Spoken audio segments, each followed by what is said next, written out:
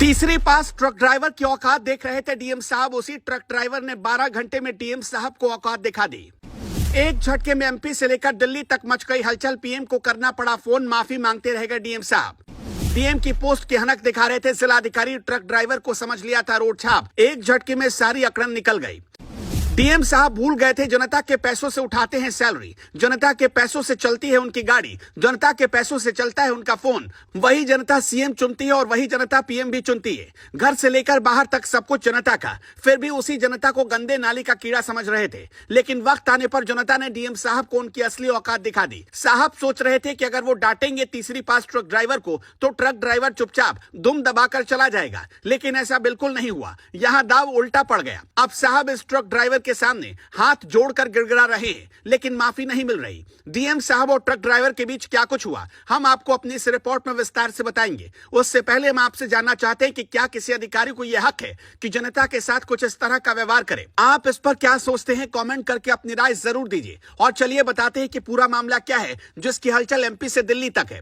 औकात की ही लड़ाई लड़ रहा हूं। भरी मीटिंग में डीएम को जवाब देने वाले ड्राइवर की चर्चा पूरे देश में हो रही है। साथ ही औकात दिखाने वाले कलेक्टर किशोर कान्याल पर सरकारी कार्रवाई हो गई। उन्हें पद से हटा दिया गया। इसके बाद ड्राइवर पप्पू अहिरवार एक बार फिर से चर्चा में आ गए। पप्पू अहिरवार मूल रूप से शाहजहांपुर जिले के रहने वाले हैं। वो चर्चा में तब आए जब हिट एंड रन कानून को लेकर कलेक्टर के साथ मीटिंग चल रही थी। कलेक्टर के सामने जब उसने मुद्दे उठाए तो गुस्से में उन्होंने कह दिया, तुम्हारी औकात क्या है। आइए आपको बताते हैं कि कलेक्टर को मीटिंग में करारा जवाब देने वाले ड्राइवर पप्पू अहिरवार कौन है। इस पूरे प्रकरण पर ड्राइवर पप्पू अहिरवार ने मीडिया से बात करते हुए कहा कि मीटिंग के दौरान मैंने कोई विघ्न उत्पन्न नहीं किया है। मैं सिर्फ अपनी बातों को रख रहा था कि बड़े अफसर हमारी समस्याओं को सुनेंगे।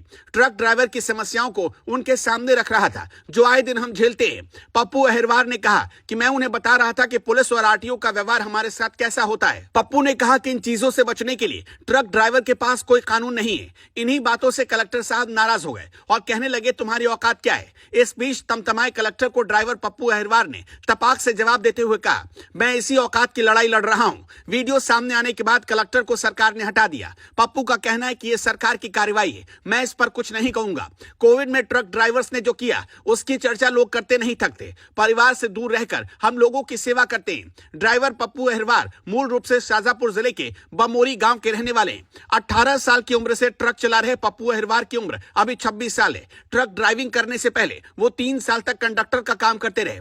पप्पू अपने घर में अकेले कमाने वाले हैं। उन्होंने बताया कि घर में पत्नी, 2 बच्चे और माता पिता हैं। साथ ही खेती की थोड़ी जमीन है जो परिवार को पालने के लिए पर्याप्त नहीं है। वहीं पप्पू अहिरवार के वीडियो सोशल मीडिया पर वायरल हो रहे। उनसे सवाल किया गया कि आपकी चर्चा हो रही है, अब आप फेमस हो गए। इस पर पप्पू अहिरवार ने कहा, मुझे फेमस होने का शौक नहीं है। मैं बस चाहता हूं कि ट्रक ड्राइवर्स की समस्याओं का समाधान हो। साथ ही ड्राइवर से अपील करता हूं कि वो गैर कानूनी काम ना करे। शराब पीकर गाड़ी ड्राइव करने वालों पर कार्रवाई हो। दरअसल पहले आईपीसी की धारा 279 यानी लापरवाही से गाड़ी चलाने के मामले में ड्राइवर की पहचान के बाद 304 यानी लापरवाही से मौत के मामले में और 338 यानी जान जोखिम में डालना, इन धाराओं में केस दर्ज होते थे जिनमें 2 साल की ही सजा का प्रावधान था, जिसे अब बढ़ाकर 10 साल और 7 लाख का जुर्माना कर दिया गया। ड्राइवर्स को यह डर है कि सरकार उनके खिलाफ इस कानून का गलत इस्तेमाल कर सकती है। अगर ड्राइवर किसी हादसे की रिपोर्ट करने के लिए रुकेगा तो भीड़ उसकी जान भी ले सकती है। लेकिन रातों रात सरकार ने ड्राइवर भाइयों की मांग को देखते हुए अब इस कानून को वापस ले लिया और मध्य प्रदेश के मुख्यमंत्री मोहन यादव ने